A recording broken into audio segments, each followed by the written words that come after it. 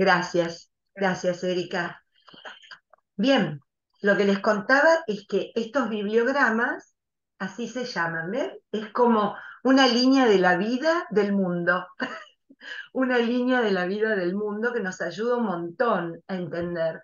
Yo a veces cuando estoy preparando un tema, yo doy historia de la iglesia, desde el inicio hasta Ahora el sí ves, siglo lo veo. XX. No, lo veo, lo veo.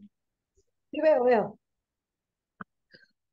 Entonces, me ayuda muchísimo, es como trabajar con mapa, es como trabajar con un mapa, ¿no? Yo tengo el mapa y esto, porque es importantísimo saber qué es lo que pasaba en ese momento, cuáles eran los acontecimientos en los países mundiales, en los imperios, las guerras, las luchas, los deseos, las expansiones y las conquistas. Lo que surgió, por ejemplo, cuando yo doy vuelta, porque esto de un lado y del otro, acá surge, por ejemplo, en el año 600 el Islam, todo lo que empieza a pasar a partir de Mahoma, ¿no? En el año 600. Entonces, ¿por qué se los muestro? Porque me parece que es algo que uno tendría que tener. Así como existe esto, pucha, me dejé el otro arriba, yo tengo esto que es de la iglesia y hay uno exactamente igual. Vos lo tenés, Janina.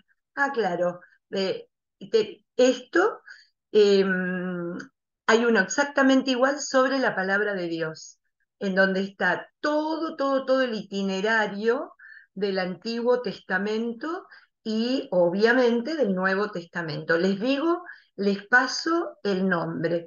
2000 años de cristianismo, historiograma, historiograma, 2000 años de cristianismo, historiograma del camino de la iglesia, padre Hernán Pereda.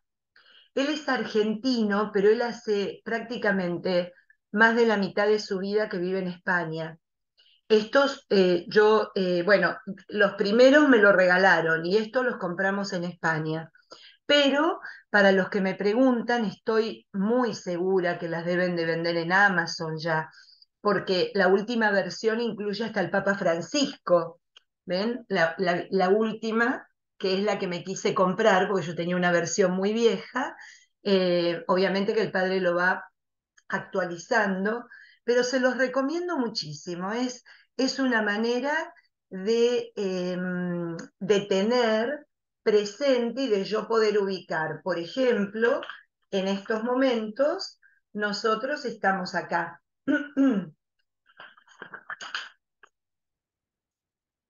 Estamos en los comienzos, ¿eh? Los comienzos del cristianismo.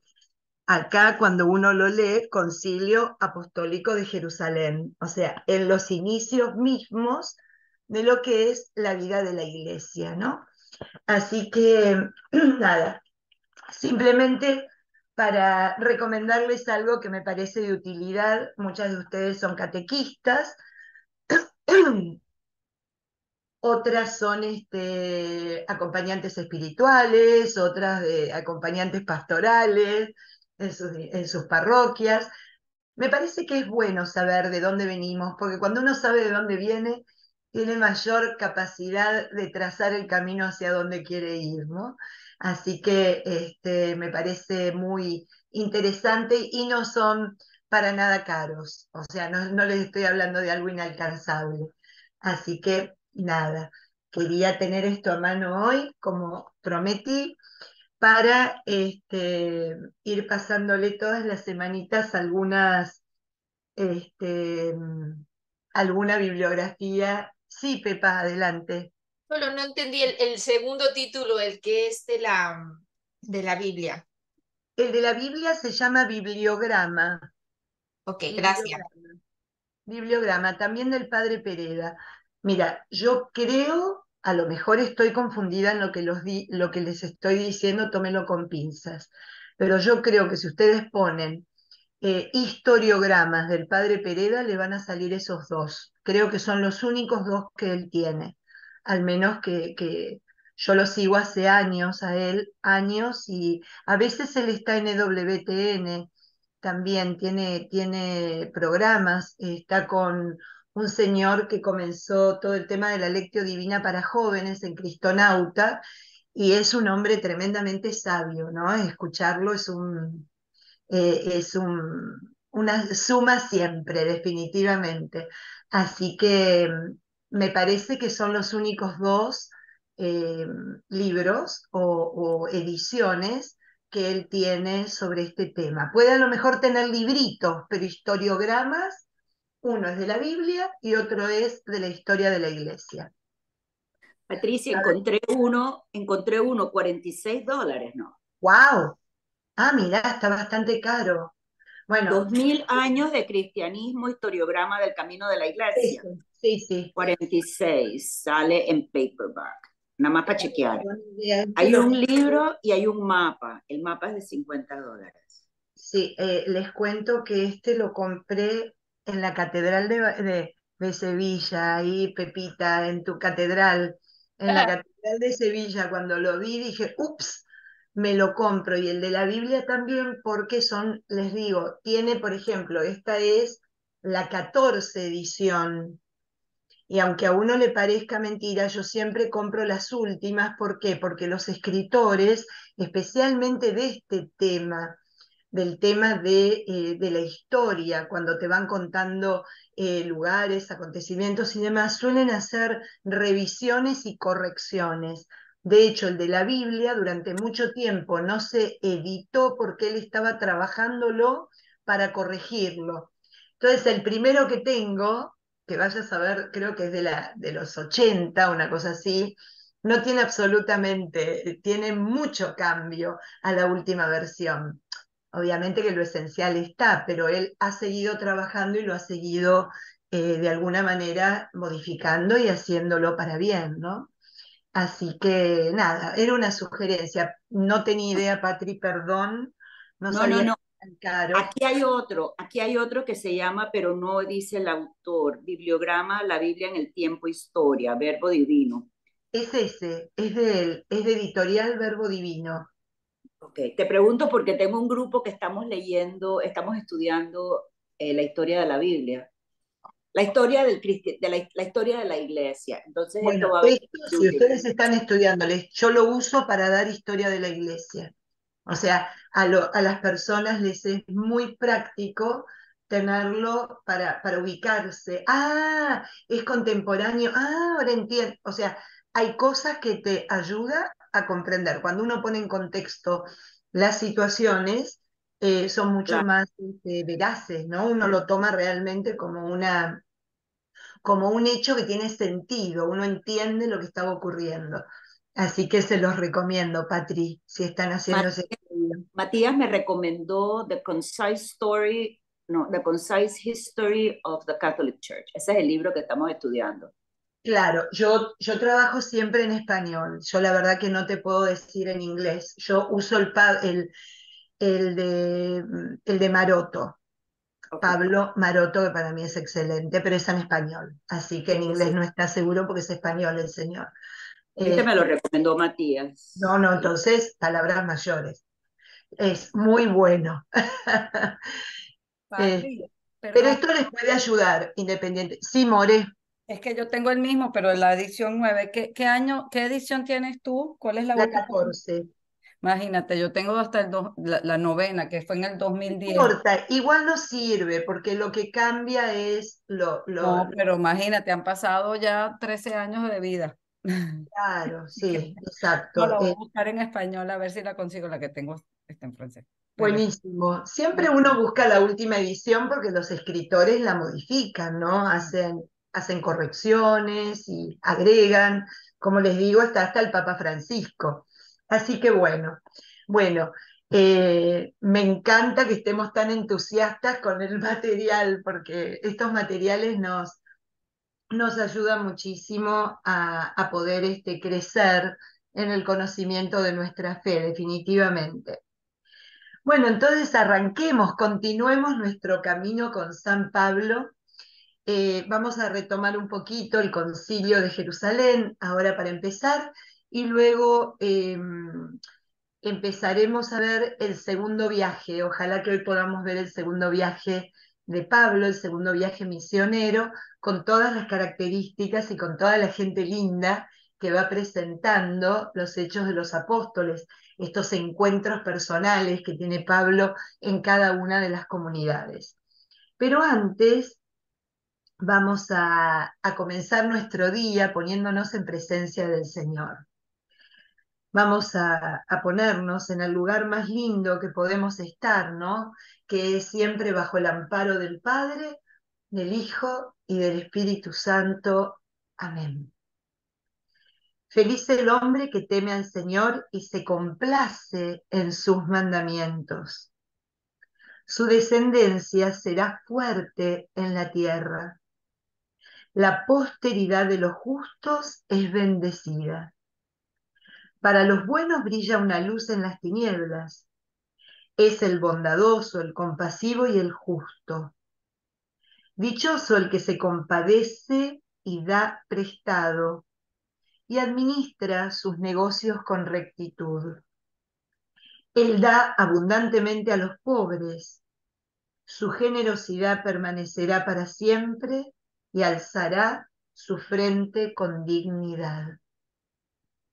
Gloria al Padre, al Hijo y al Espíritu Santo, como era en un principio, es ahora y siempre, por los siglos de los siglos. Amén. Feliz el hombre que teme al Señor y se complace en sus mandamientos. Bueno, el Salmo viene a confirmar y a afirmar la carta de Pablo a los romanos que se lee hoy en el capítulo 13. Ya estamos entrando, el Salmo es el número 112, obviamente del versículo 1 al 9, elige la liturgia de la palabra, pero viene a confirmar un tema central en la carta a los romanos, que la liturgia de la palabra en esta 31 semana del tiempo ordinario elige para que sigamos contemplando, ¿no? Y miren cómo empieza: hermanos, que la única deuda con los demás sea la del amor mutuo. El que ama al prójimo ya cumplió toda la ley. Entonces, claro, tiene sentido cuando yo leo los Romanos y leo el Salmo, encuentro un denominador común de cómo empieza el Salmo, ¿no? Porque fíjense, el amor mutuo, el que ama al prójimo ya cumplió toda la ley. Hace unos domingos el Señor nos decía eso, ¿no? La ley queda resumida en el amor a Dios por sobre todas las cosas y al prójimo como a uno mismo. Y hoy lo vuelve a decir, y lo dice con una certeza y con una claridad que, uniéndonos a esto de Pablo con el Salmo que acabamos de compartir, me gusta cómo empieza. Feliz el hombre, es una bienaventuranza, que teme al Señor, pero no en la manera en que nosotros podemos entenderlo de manera literal. No es que le tiene miedo al Señor, sino que tiene temor de Dios, que es distinto, ¿no?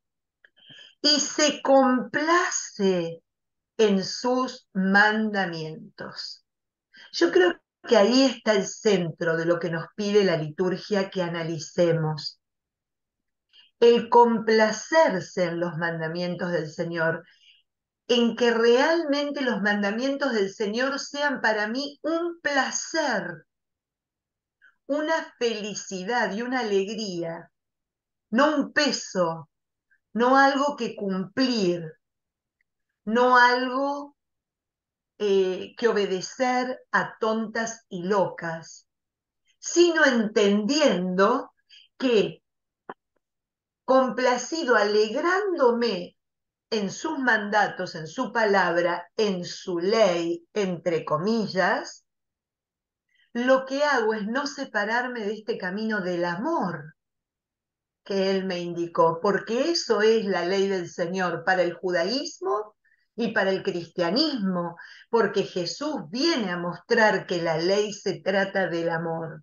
Por eso dice, queda resumida en estas dos premisas, en amar a Dios y amar al prójimo. Amar, amar y amar. No es cumplir, cumplir, cumplir, ¿no? Esta cosa que hay que darle vuelta siempre. Hay que darle una vueltita más a la rosca.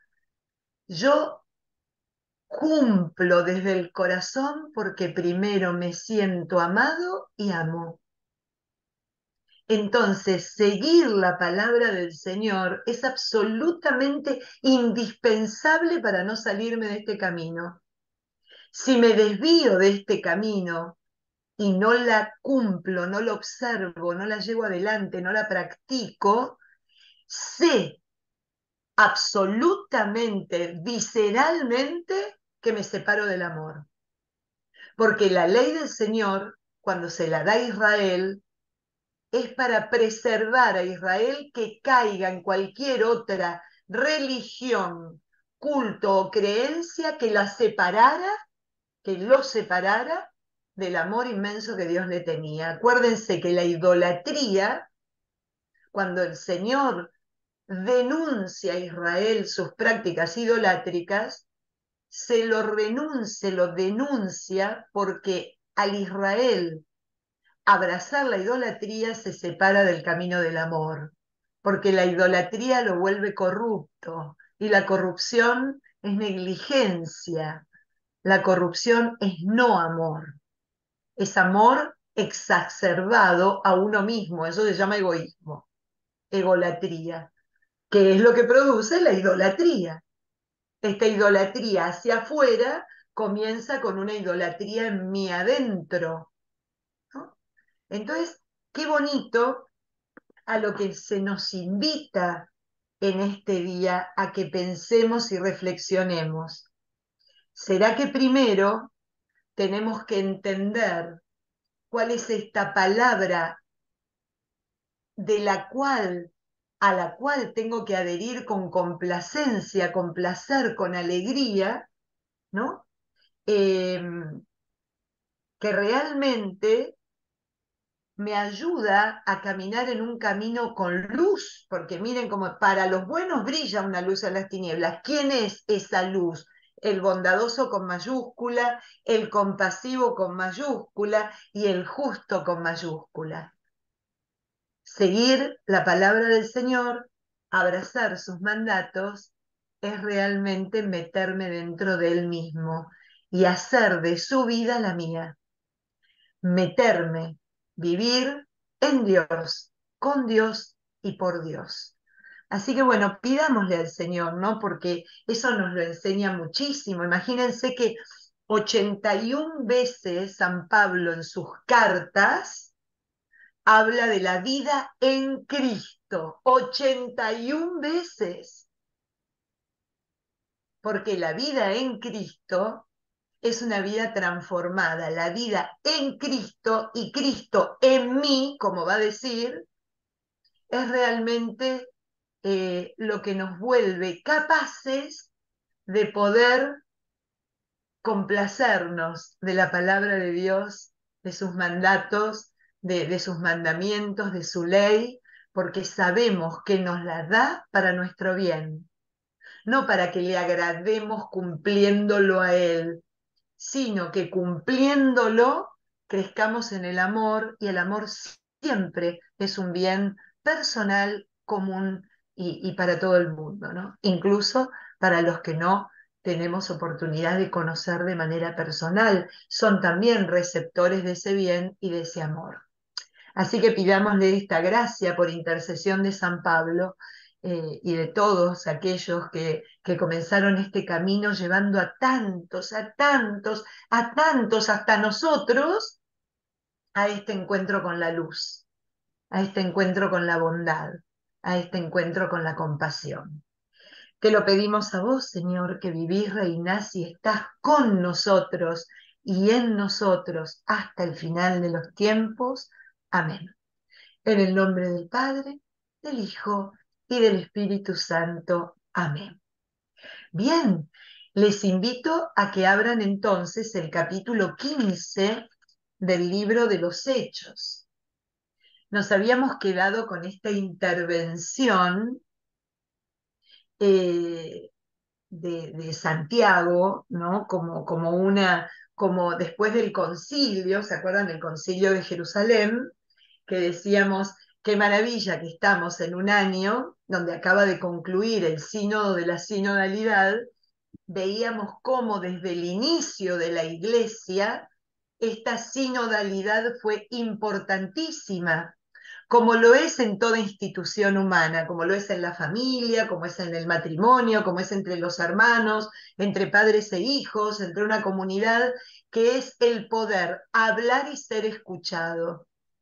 Y el poder, a través de escucharse, descubrir en discernimiento la voluntad de Dios para ir hacia donde más nos convenga como comunidad, ¿no? Hacia donde crezca y sea verdaderamente una comunidad cristiana.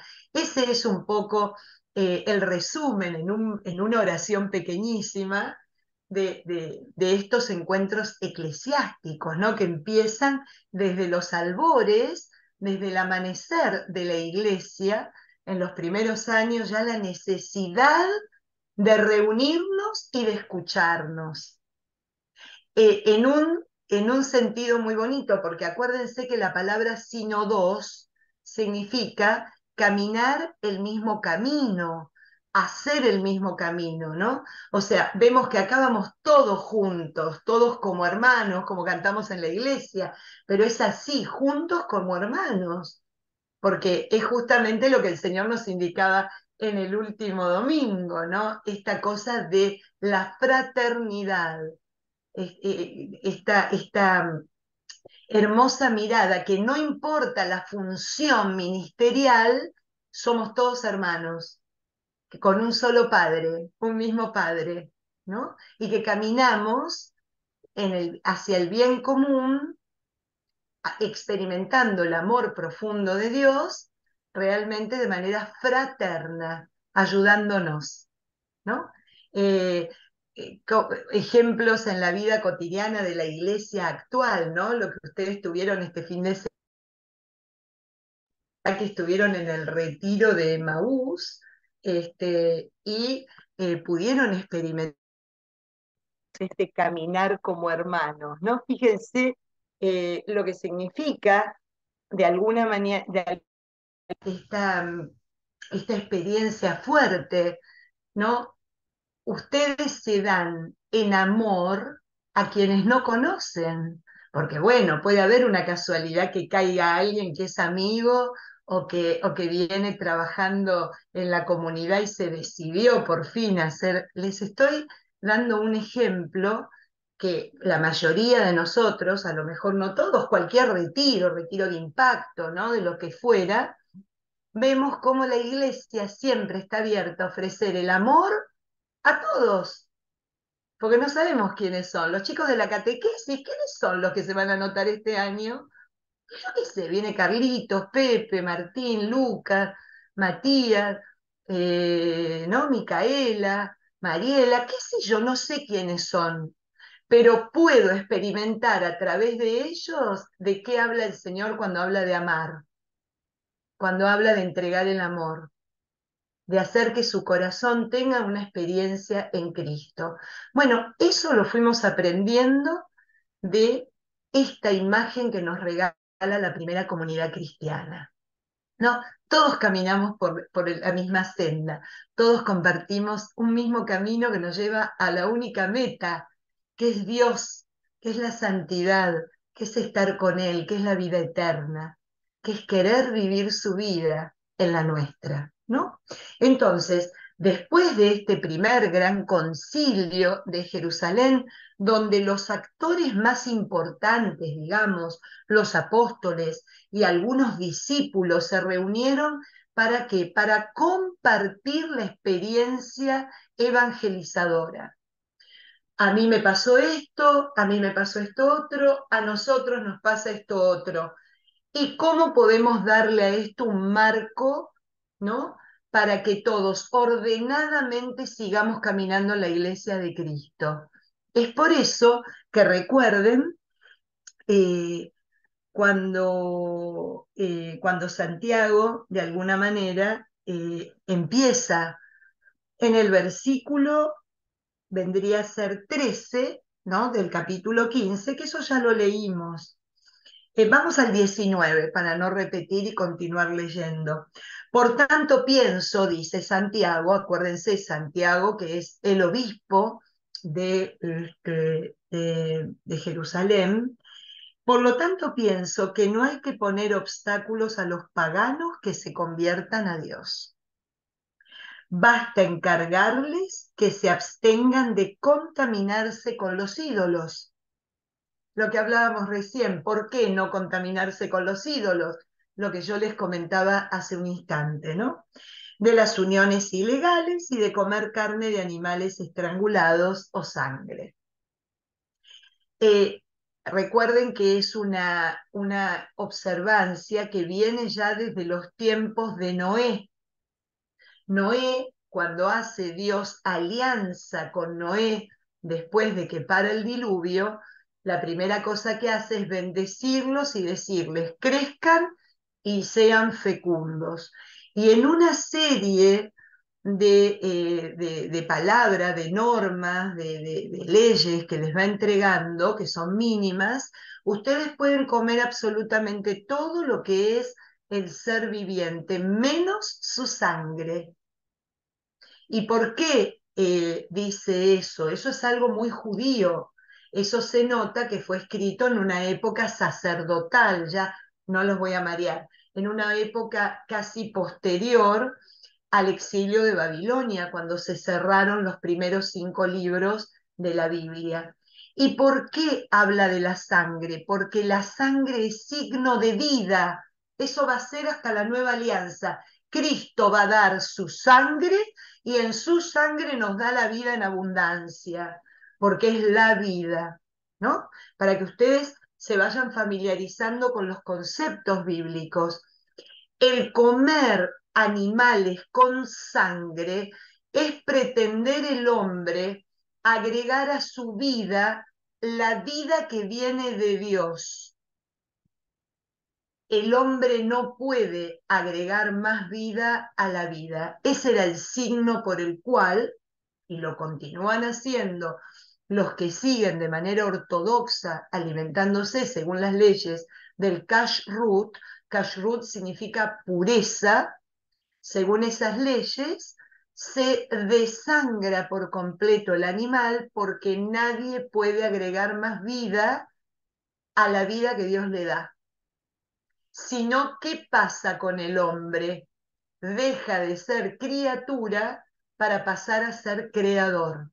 Volvemos de nuevo a la primera página de la Sagrada Escritura, donde no pasa nada, coman el fruto. Lo que pasa es que cuando coman el fruto ustedes serán como dioses, le dice la serpiente a la mujer, ¿no?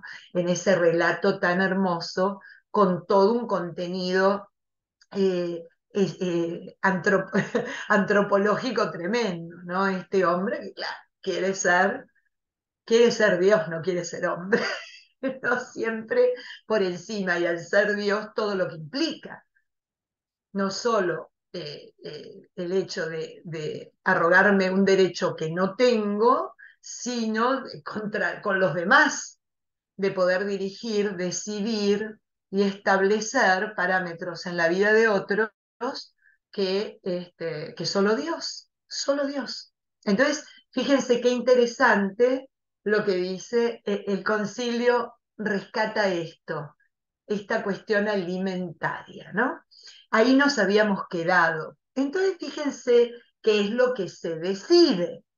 Acuérdense que Pablo con Bernabé ya habían salido completamente de la zona, ya se habían dirigido en ese primer viaje que nosotros vimos el mapa, hoy vamos a ver el segundo, que nos muestra con claridad que ya estaba en territorio absolutamente pagano, que encontraban personas de la religión judía, por supuesto que sí, pero la gran mayoría que iba abrazando la fe eran personas que venían del mundo pagano.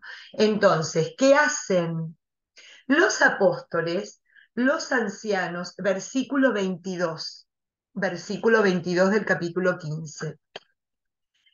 Entonces los apóstoles, los ancianos y la comunidad entera decidieron escoger algunos dirigentes de los hermanos para enviarlos con Pablo y Bernabé, perdón, Pablo, Bernabé, Judas, por sobrenombre Barsabás, y Silas a Antioquía. Les dieron una carta autógrafa que decía: los hermanos, apóstoles y ancianos saludan a los hermanos convertidos del paganismo de Antioquía, Siria y Cilicia. Nos hemos enterado de que algunos de los nuestros, sin nuestra autorización, han sembrado entre ustedes la inquietud y provocado el desconcierto. Por eso hemos decidido de común acuerdo elegir unos delegados y enviárselos con nuestros queridos Bernabé y Pablo, hombres que han entregado su vida a causa de nuestro Señor Jesucristo. Por eso les enviamos a Judas y Silas, que les explicarán esto de palabra. Es decisión del Espíritu Santo y nuestra no imponerles ninguna carga más que estas cosas indispensables. Absténganse de alimentos ofrecidos a los ídolos, de sangre, de animales estrangulados y de relaciones sexuales prohibidas. Harán bien si se privan de estas cosas. Punto, adiós. Bueno, déjenme traerlos a la actualidad. Cuando termina un concilio, que hoy día no hay concilios, acuérdense que lo que hay son sínodos de distintos temas. ¿Qué es lo que saca el Santo Padre? Una exhortación apostólica, una carta, un escrito que dice: queridos hermanos, les exhortamos, les pedimos, nos disculpamos, les rogamos, lo que sea. Habiendo examinado, les proponemos. Fíjense, el mismo, ¿ven? La iglesia como sigue, el mismo esquema. Y qué belleza, porque ¿qué es lo que qué es lo que dice la carta? Nos hemos enterado, o sea, está hablando que la iglesia se compone de comunicación. Alguien dijo y fue escuchado. Importantísimo. Nos hemos enterado que alguno de los nuestros, o sea, de la misma iglesia, no era de afuera, sin nuestra autorización, acá empieza a marcar el término jerarquía, gobierno de Dios, ¿a través de quiénes? De los apóstoles y de los presbíteros, de los obispos y los sacerdotes. Fíjense, qué bonito. Han sembrado entre ustedes inquietud y desconcierto. Qué belleza esta palabra tan contundente, porque cuando nosotros discernimos en comunidad lo que nos está pasando, si existe inquietud y desconcierto, eso no es de Dios. Eso no es de Dios. Hay que empezar a trabajar la inquietud y el desconcierto, porque eso no viene de Dios. Y como lo dice, incluso puede ser provocado por alguien que incluso no tiene por qué ser ni de mala fe. Qué cosa más hermosa, porque la iglesia es madre que cuida a sus hijos y es maestra que enseña a sus hijos. Cuida del desconcierto y de la inquietud y enseña, les da herramientas para que puedan seguir caminando por un camino común hacia Dios de una manera orgánica.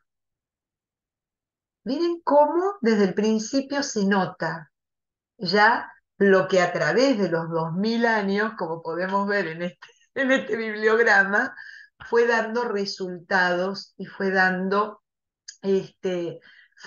proponiendo cambios, fue recibiendo cambios que empezaron en el pueblo y son buenos. Entonces la iglesia los incorpora, ¿no? Y qué bonito esto, es decisión del Espíritu Santo. Todo lo que se hace en su nombre, en concilio, en iglesia reunida, como es un sínodo, se sabe por fe de que es inspirada por el Espíritu Santo, que es el que mueve, es el que nos hace abrir los ojos, es el que nos dice, revisemos, hagamos, profundicemos, cambiemos, terminemos.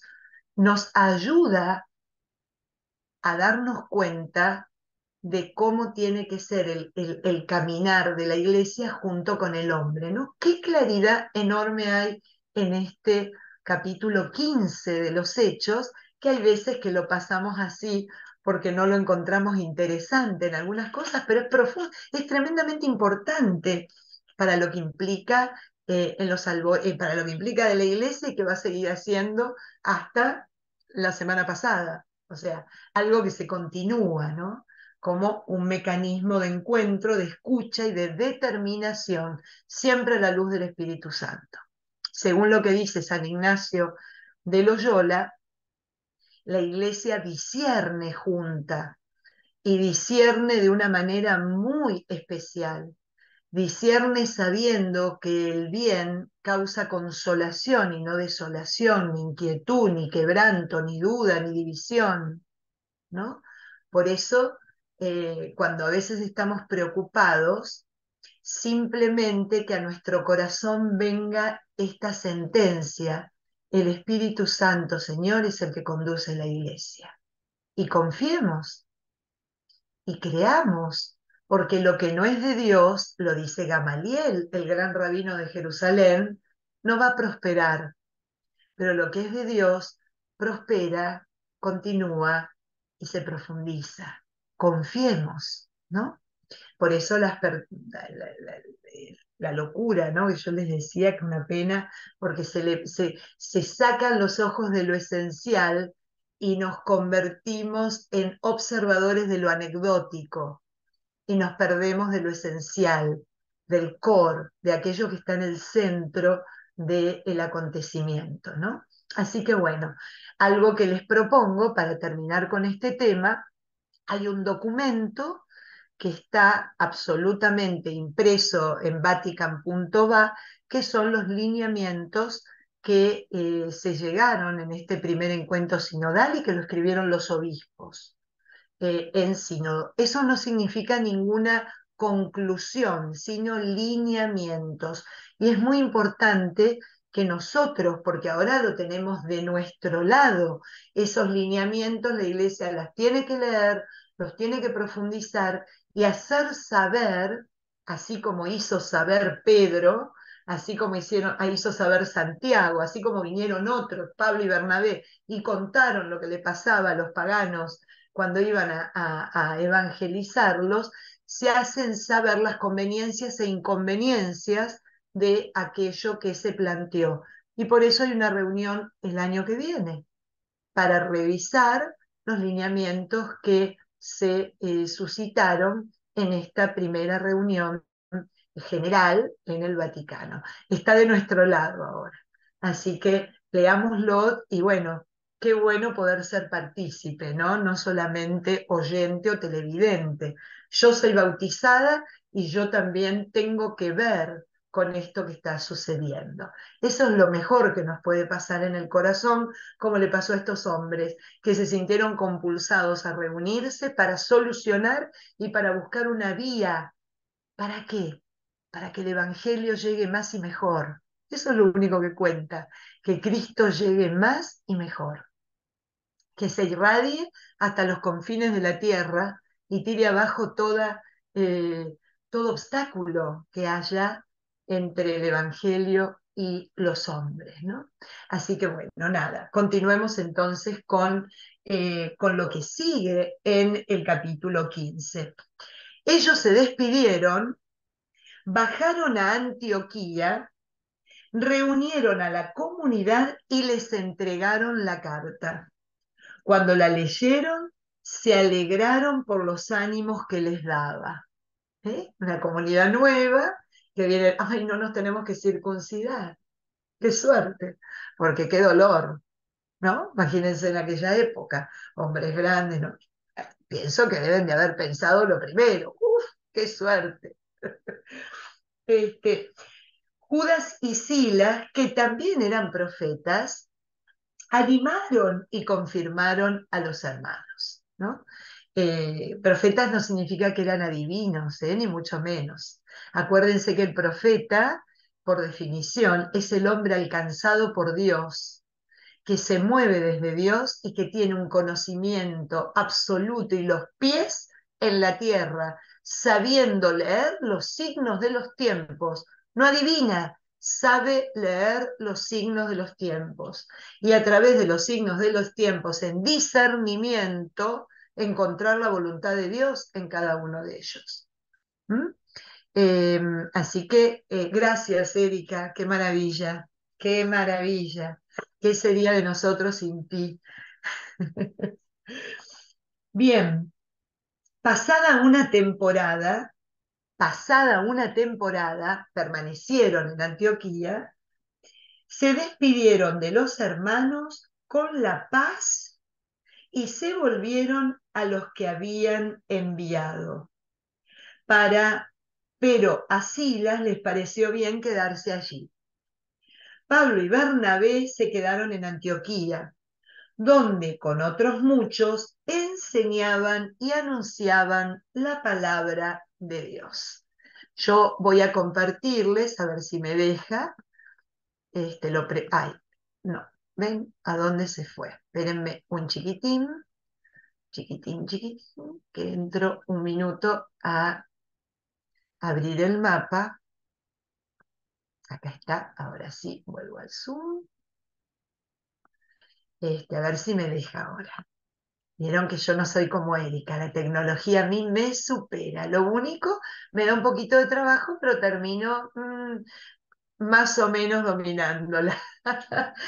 Ahí el segundo itinerario, el segundo viaje misionero que vamos a empezar hoy día, ¿no? Fíjense, antes de subirnos al barco con Pablo, vamos a ver lo que ocurre. Versículo 36 del capítulo 15. Pasados unos días, Pablo dijo a Bernabé: volvamos a visitar a los hermanos de cada población donde hemos anunciado la palabra del Señor, a ver cómo se encuentran. Bernabé quería llevar consigo a Juan, de sobrenombre Marcos. Pablo juzgaba que no debían llevar consigo a uno que los había abandonado en Panfilia y no los había acompañado en la tarea. La discusión resultó tan violenta que se separaron y Bernabé, tomando a Marcos, se dirigió hacia Chipre. Pablo eligió a Silas y partió encomendado al favor del Señor por los hermanos. Atravesó Siria y Cilicia, confirmando a las iglesias. Este mapa me parece mucho mejor que el que les había ofrecido, lo encontré de casualidad y me parece tan bonito porque fíjense un instante en él. Cuando habla, por ejemplo, de Panfilia, cuando habla de Cilicia, nos damos cuenta que está hablando de regiones, no de ciudades. Y acá las vemos con claridad. En Panfilia, que es lo que es hoy Turquía, ¿no? Donde está cerca de Pergue, que es uno de los lugares a donde fueron, ¿se acuerda? Atalia, Listra, Derbe, los lugares, Iconio, donde estuvieron en el primer viaje. Aquí, en esta región, es que los abandona Juan Marcos y se vuelve hacia Jerusalén. Ahora, fíjense que nos dice la primera parte. Pablo eligió a Silas, que es el que había ido con ellos a Antioquía para ayudar en esta relación con los hermanos no judíos. Lo elige a Silas y partió atravesando Siria. Ven, acá está Antioquía, atraviesa Siria y ya entra en lo que es la región en ese momento de lo que es hoy día Turquía, dirigiéndose hacia la región de Cilicia. ¿Ven? O sea que vuelve a recorrer las ciudades que había ido con Bernabé y que habíamos leído la vez pasada. Vamos entonces al capítulo 16. Y acaba de empezar alguien eh, muy importante que vamos a encontrar a lo largo de todo lo que es la misión paulina. Incluso va a haber una carta a este personaje. Capítulo 16. ¿Hasta acá alguna pregunta o comentario? Que a alguien le haya quedado algo que no, como terminamos un tema, alguien que quiera comentar o preguntar algo. Seguimos entonces, yo no los veo, así que si alguno tiene alguna pregunta va a tener que sacarse el microfonito para decirla. Una Em, pregunta. claro que sí, Ana, ¿cómo estás? Buen día. Bernabé, ¿cómo andás, Pati? O sea, se pelearon, discutieron porque no querían que Juan Marco, Bernabé no quería que Juan Marco lo lleve y se lo lleva a él al final. Claro, fíjense lo que yo les contaba hace un ratito, Ana, cómo también existían puntos de vista diferentes, pero acá el punto central, y vuelvo un minutito, ahora enseguida seguimos compartiendo el viaje. El punto central de lo que nos quieren enseñar los hechos de los apóstoles y esta vida de la iglesia, el punto de vista diferente que dividió a estos dos grandes amigos, a estos dos grandes misioneros, no alteró la misión evangelizadora, como queriéndonos de alguna manera adelantar lo que ocurre en cada una de nuestras comunidades. A ver, en nuestras comunidades no todo el mundo piensa lo mismo, no todo el mundo tiene la misma mirada sobre distintos o incluso iguales asuntos, ¿no? No se ven las cosas de la misma forma, sencillamente porque todos somos distintos, todos estamos condicionados con nuestra vida personal, entonces, bueno, es lógico que haya pareceres y posiciones. ¿Y qué nos quiere decir los hechos de los apóstoles que me encanta? Puede ser. Y entonces está bien que hayan hecho esto. Está bien que eh, no continúe uno siendo obstáculo del otro, porque a lo mejor si hubiesen continuado juntos, hubiesen ido de mala gana, hubiesen pasado un montón de cosas en las relaciones humanas que son absolutamente lógicas, ¿no? Y se hubiese transmitido una imagen cristiana completamente distorsionada. Lo que hizo Bernabé y Pablo, que obviamente se pelearon, porque las discusiones deben de haber sido violentas, eso me indica de que hubo una fuerte discusión, una fuerte puesta en común de lo que cada uno pensaba, pero qué discernimiento, amigos míos, qué discernimiento. Ahí discernieron ambos, eligieron seguir cada uno su camino porque pusieron como importante y como meta el Evangelio. O sea, el amor por la evangelización, el amor por la misión, la claridad para qué cada uno de ellos estaba, existía y se movía, que era para llevar la presencia de Cristo hasta los confines de la tierra, prevaleció a la diferencia. Y eso marcó un gran discernimiento, porque al optar, optaron de manera positiva, a pesar de las diferencias, a pesar de la desaveniencia. No prevaleció el enojo, la discusión, la división, sino de mutuo acuerdo hicieron una elección. Nos enseña lo que es hacer elecciones en la vida, que a veces nos cuesta, a veces son dolorosas, a veces no son fáciles, pero cuando uno tiene claro qué es lo que quiere y hacia dónde quiere ir, qué bueno poder decidir, esto sí, esto no. Es la base del discernimiento cristiano, ¿no? Así que vemos esto, gracias por tu pregunta, porque me lo había salteado como algo tremendamente importante.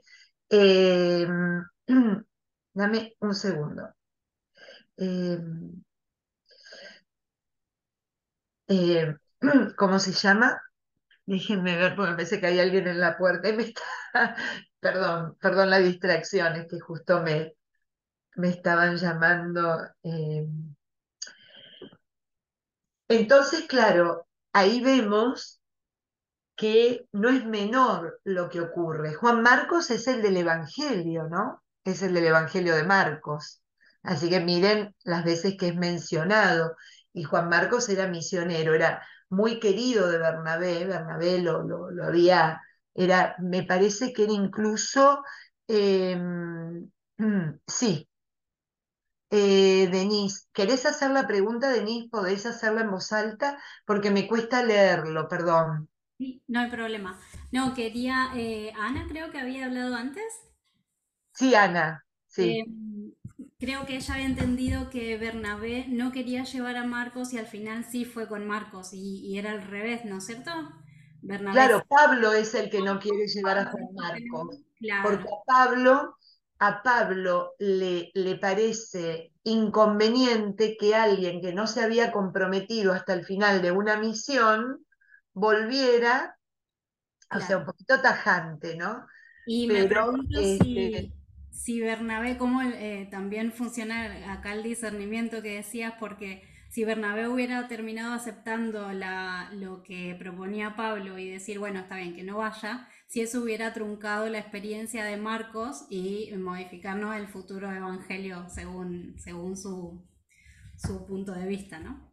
y, la verdad que es difícil imaginar, ¿no? Yo al menos no tengo esa capacidad, pero yo veo que si Bernabé se hubiese plegado de una manera de no elección, a lo mejor no hubiese sido una, una misión productiva ni una misión buena como testimonio hacia la comunidad, porque uno de los dos iba a ir de mala gana. Claro. Uno de los dos estaría, por eso, elegir es amar, chicas. Saber elegir es amar, porque uno cuando elige en el discernimiento, elige para el bien común, elige desde una certeza en una palabra donde uno sabe que no le va a terminar pasando factura a nadie, elige desde la libertad y buscando el bien, ¿no? Entonces me parece que eso es lo que cuenta, ¿no? Me parece a mí. Y qué lindo imaginarlos ahora a los tres, a todos, todos de lo más bien en la eternidad, ¿no? No, Pasada y esta aparte no diferencia, solo en la eternidad, muy probablemente claro, ellos a la vuelta del viaje, sí. hayan seguido siendo, lo que te muestra es siempre la Biblia, desde el Génesis, es un libro que nos llama a reflexionar en la no uniformidad. No tiene por qué haber uniformidad, porque la diversidad planifica la diversidad de opiniones, de miradas, de puntos de vista, cada uno aporta algo bueno, nuevo, y eso todo el mundo termina ganando. Lo que pasa es que nosotros tenemos que crecer en la aceptación de que el que no piensa como yo también tiene un lugar en la iglesia, que el que no ve las cosas como yo también tiene una misión dentro de lo que es el cuerpo de Cristo. Eso es lo que nos pasa, nos cuesta, ¿no? Nos parece que si no piensan como nosotros, son absolutamente enemigos acérrimos, incluso hasta del Evangelio. Y no es así, porque de alguna manera, una vez, no me acuerdo quién lo dijo, pero me encantó, en el jardín de la iglesia hay múltiples variedades de colores, de perfumes y de distintas flores que todos la adornan y la embellecen. Si fueran las mismas, qué aburrimiento, ¿no? En la monotonía no se podría apreciar la belleza.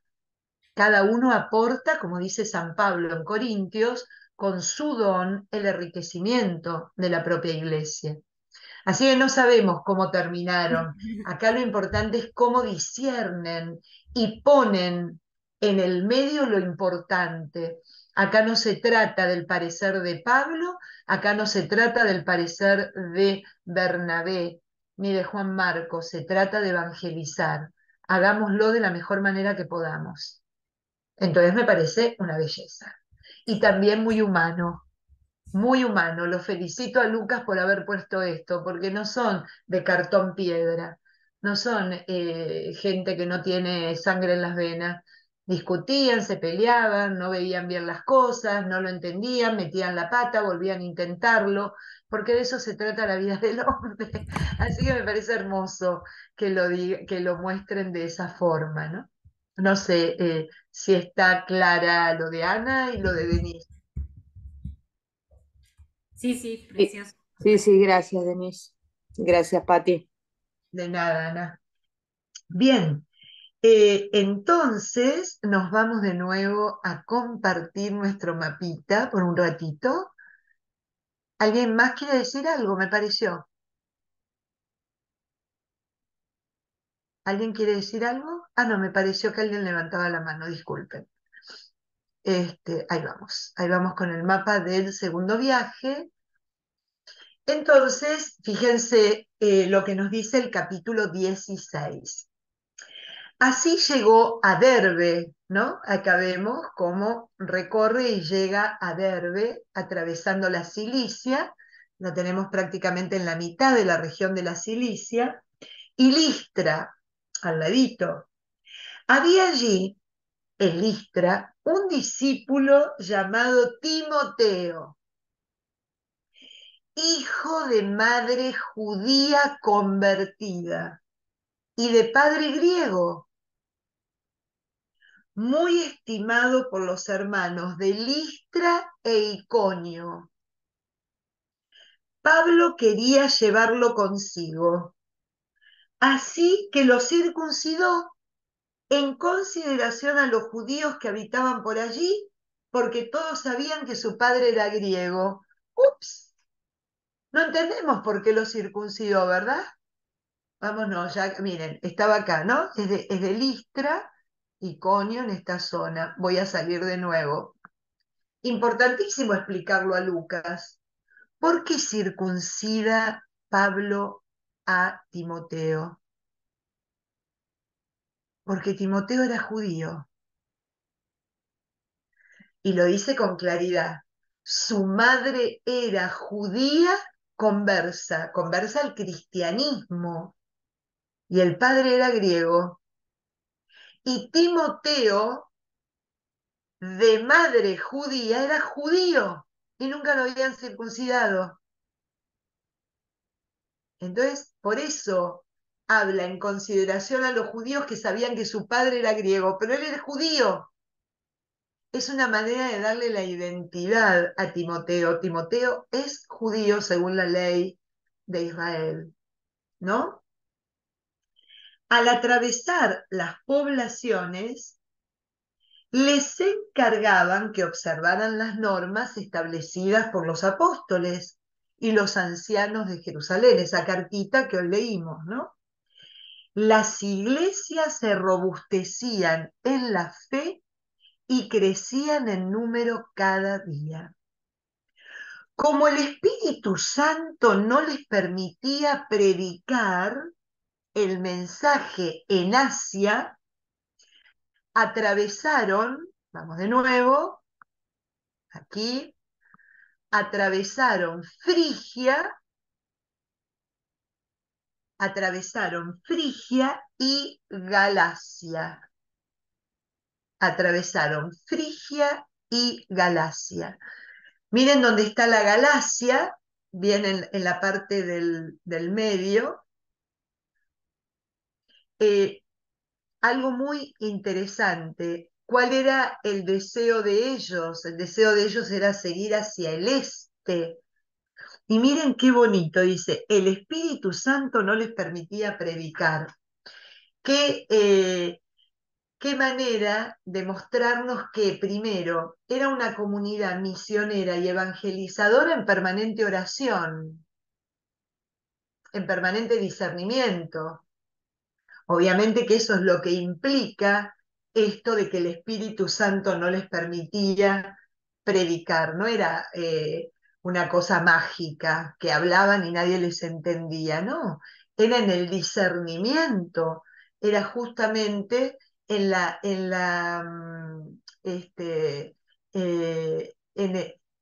oración y con el Señor que se determinaba hacia dónde ir y hacia dónde no ir, ¿no?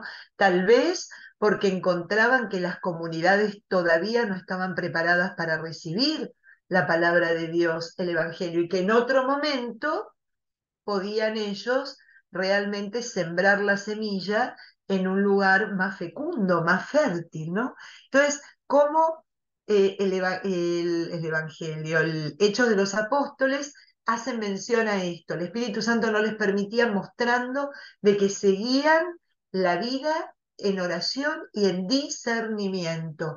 En una palabra, no hacía lo que se les venía a la gana, sino que todo lo sometían en oración, a ver qué era lo más beneficioso para la comunidad, ¿no? Em, llegados a Misia, estoy tratando de buscarla, Misia, ahí está, arriba, miren dónde van. O sea que la Galacia, acá está Misia está en lo que es en este lugar tan bonito, creo que muy cerquita de lo que es hoy día Estambul. Miren que ahí, llegado a Misia,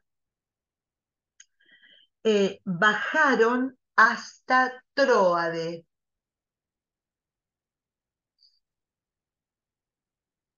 ¿Ustedes lo ven? Yo no veo Tróade, pero a lo mejor ustedes tienen mejor vista que yo. Estoy buscando. Bajaron hasta Tróade. Puede ser Troas de Alejandría. Eso, ahí está, Tróade. Bajaron hasta Tróade. Muy bien, muy buena la observación. Gracias. Una noche, Pablo tuvo una visión, y acá es muy importante lo que va a pasar. Fíjense que hasta ahora no salieron de lo que es el territorio turco, ¿no?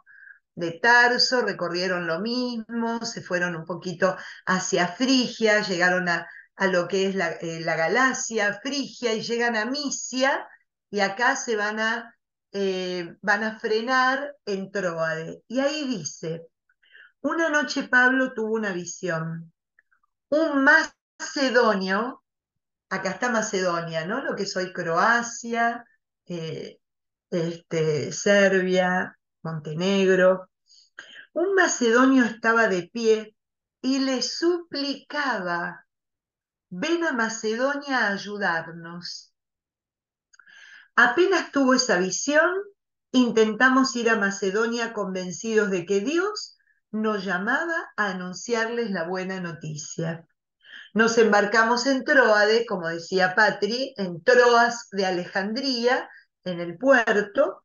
Llegamos rápidamente a Samotracia, ¿no? Que es aquí en este puntito, el primer punto que vemos negro por encima de la palabra Troas. Y al día siguiente a Neápolis, De allí a Filipos, la primera ciudad de la provincia de Macedonia, colonia romana.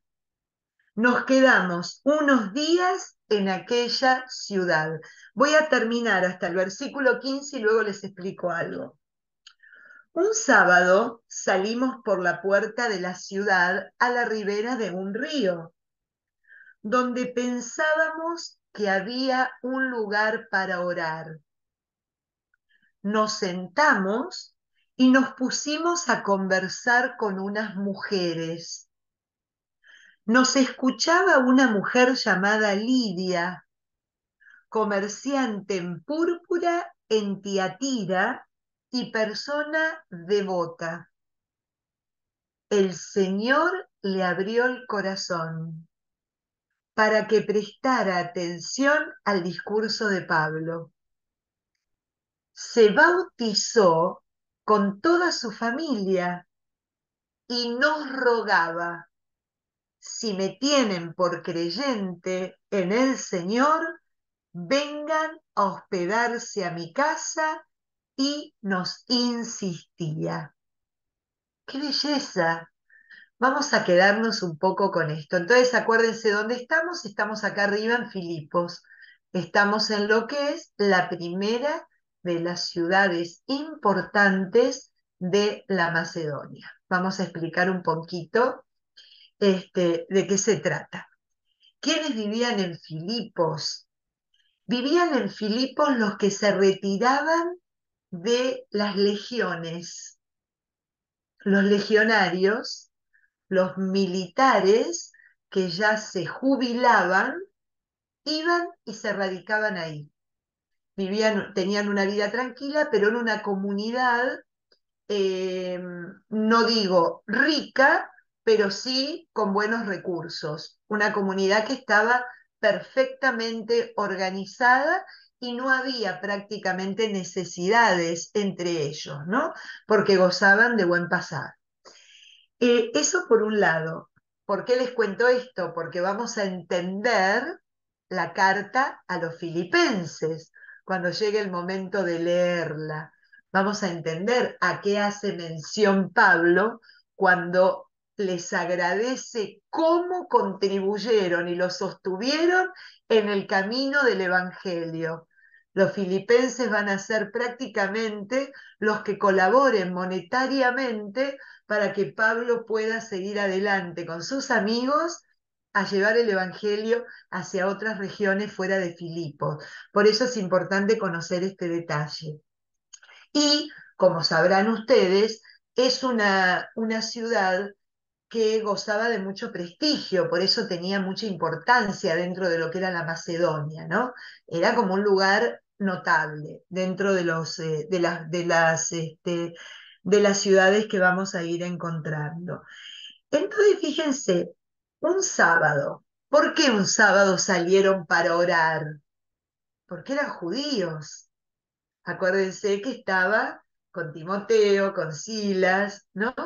Eran judíos, buscaban en el sábado un lugar apropiado para poder hacer oración, como se los indica la ley, como se los indica de alguna manera el mandato del Señor.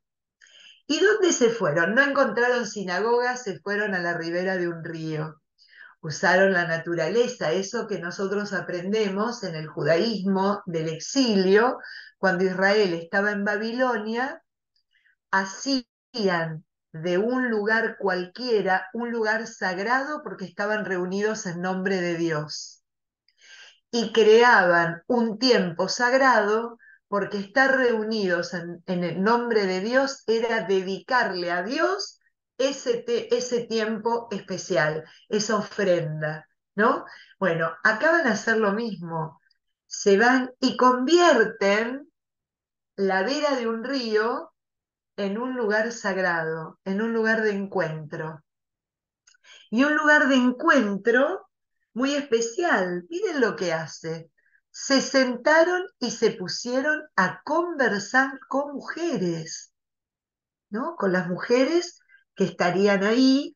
A uno yo cuando leía un poquito más sobre esto, como estoy preparando el tema de las mujeres en la Biblia, la segunda parte, que es todas las mujeres estas del Nuevo Testamento, mujeres que probablemente, como los apóstoles, fueron encontrados con Cristo, lavando las redes y en su lugar de rutina, estas mujeres en el río muy probablemente estuvieran haciendo algo de su vida cotidiana, cumpliendo alguna tarea doméstica, lavando ropa, juntando agua, y siempre esos lugares eran lugar de encuentro. Como el pozo de agua en el desierto, el río también era el lugar de encuentro. Y fíjense dónde va Pablo.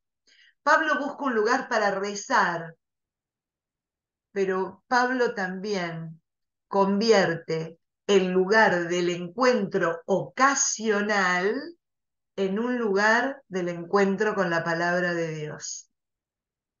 Fíjense qué bonito. No dijo, bueno, tenemos que hacer una clase de Biblia, a ver dónde hay un aula apropiada, en un lugar que corresponda a la materia que vamos a comenzar a explicar. No. Hizo uso del momento, hizo uso del lugar, hizo uso de las circunstancias para hablarles de Dios. ¿Y quién estaba allí escuchando? Y me encanta que la mencionen a Lidia, porque Lidia, además de ser mujer, no era una mujer cualquiera, era comerciante, tenía una profesión, tenía una manera de ganarse la vida, ¿no?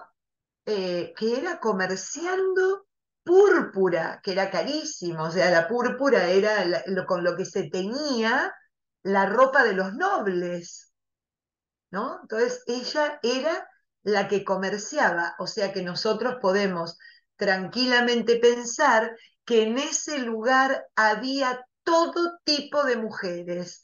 Estaba la que tenía necesidad de ir a juntar agua, lavar la ropa, hacer sus cuestiones domésticas, y también estaba esta mujer que si era comerciante en púrpura me habla de que era una persona rica. Estaban todos, hombres y mujeres, pero había mujeres. Acá lo pone muy a propósito esta cosa de la inclusión a todos los grupos que forman parte de una sociedad, de un pueblo, de un lugar. No solo los hombres de la sinagoga, que hasta ahora veíamos que se repite. No, no, no. Acá hay un lugar que ellos convirtieron en sagrado para ir a rezar y que también convirtieron en un lugar de encuentro con la palabra y de encuentro con el Evangelio, de encuentro con Cristo. Un encuentro con Cristo que están invitados, ¿quiénes? Todos, todos, no importa el rol social, económico, cultural que ocupen en su vida, ¿no? Y habla de que era comerciante en púrpura y aclara, persona devota, una persona abierta a la presencia de Dios. Y acá va a haber un punto que es esencial también en lo que es la vida de evangelización. El Señor le abrió el corazón para que prestara atención al discurso de Pablo. Qué lindo. Esta cosa de que es el Señor que toma la iniciativa. El Señor tomó la iniciativa al elegirlo a Pablo en el camino a Damasco. El Señor tomó la iniciativa de elegirlo como misionero, de enviarlo hacia las regiones que él quería que fuera a llevar su palabra, su presencia. Pero también el Señor toma la iniciativa de abrir el corazón a aquellos que van a recibirla, esa palabra, que van a, de alguna manera, a recibirla y a transformar su vida de acuerdo a ella, ¿no? Porque ¿qué pasa? Presta atención al discurso de Pablo, pero el discurso de Pablo no era para Pablo, el discurso de Pablo era de Cristo, era hacia Cristo, por eso cuando termina que dice, se bautizó con toda su familia. Pablo no estaba allí para hablarle de él. A lo mejor utilizó su testimonio contando seguramente lo que le pasó en Damasco. Seguro que por ahí empezaba la cosa, el testimonio de vida. Este fue el gran encuentro. El gran encuentro que me cambió la mirada, que me cambió el corazón, que me cambió el movimiento interior y exterior hacia Dios. Y eso también le cambió el corazón a ella. Eso también. Y se bautizó. Y fíjense qué bonito lo que les decía. Y yo digo, qué profundidad la de esta mujer, que obviamente ya Dios obraba en su vida mucho antes de que llegara Pablo, ¿no? En esa devoción que tendría. Pero miren lo que les dice. Si me tienen por creyente en el Señor, vengan a hospedarse a mi casa. De alguna manera les pone el punto de ahora a ver si ustedes me creen que yo también soy una de ustedes, si ustedes creen que realmente esta palabra transformó mi vida y que abrazo el Evangelio, si ustedes me van a aceptar como una más dentro de la comunidad cristiana, ¿no? Qué lindo, porque los que trabajamos en la catequesis, inclusive tantos años con adultos, con niños. Los niños es más fácil, ¿no? Yo los dejo aparte, pero con los adultos, cuando reciben un sacramento, esta cosa de que te queda la duda, ¿seguirá en serio? ¿Lo habrá hecho porque se tenía que casar simplemente? ¿O lo habrá hecho porque realmente quiere vivir de acuerdo al Señor? ¿No? Esto que pregunta Lidia, de alguna manera es la palabra de Dios que nos pregunta a cada uno. ¿Le creemos? ¿Le creemos? ¿Cómo reaccionaríamos nosotros ante algo? Y nos insistía, ¿no? También acá hay como una especie de interrogatorio de este recurso hermoso de la palabra de Dios que no solo mueve el corazón al que se está convirtiendo, sino mueve el corazón del misionero, ¿no? A tener fe en la decisión y en la buena determinación del misionado, ¿no? Esto de no dudar, porque vamos a dudar, quiénes somos para dudar de alguna manera. Último punto. ¿Vieron cómo empezaron a hablar en primera persona del plural? ¿Cómo empieza el relato? Porque una vez que se baja Juan Marcos, parece ser que el que se sube es Lucas. Lo que pasa es que no lo dice en ningún lado. En Hechos no lo dice. Empieza a narrar en primera persona del plural. Nosotros, ¿no? Nosotros fuimos, nos quedamos, salimos, nos sentamos, nos pusimos. Habla en primera, él, se incluyó él. Ahí estaba Lucas también, como testigo y como miembro de esta expedición misionera de Pablo en la Macedonia, que continúa, todavía no termina, pero yo la que termino soy yo hoy, para no seguir mareándolos. Pero bueno, es bonito todo cómo vamos atravesando y todo lo que vamos tomando para nuestra vida, ¿no? Qué bueno refrescar estos conceptos, porque todos acá estamos incluidos en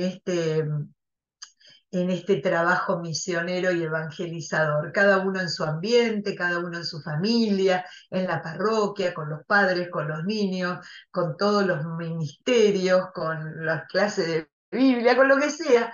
Qué bueno que nos refresquen estas actitudes propias del buen evangelizador, ¿no? Que para eso se ha dado a conocer este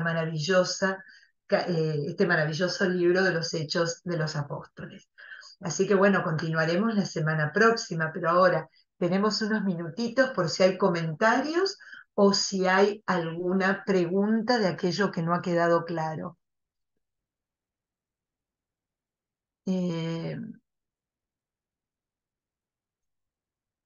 miren qué bien, Denise dice que les deja en el chat, entren en el chat y bájenlo a su, encontró el historiograma online en PDF, así que pueden bajarlo y tenerlo. Practiquísimo, déjenme decirles que yo también lo voy a hacer, porque al tenerlo online lo puedo compartir en los PowerPoint y demás, ¿no? Así que gracias por este trabajito que tuvieron. Uy, ahí está. Está bajando recién el mío.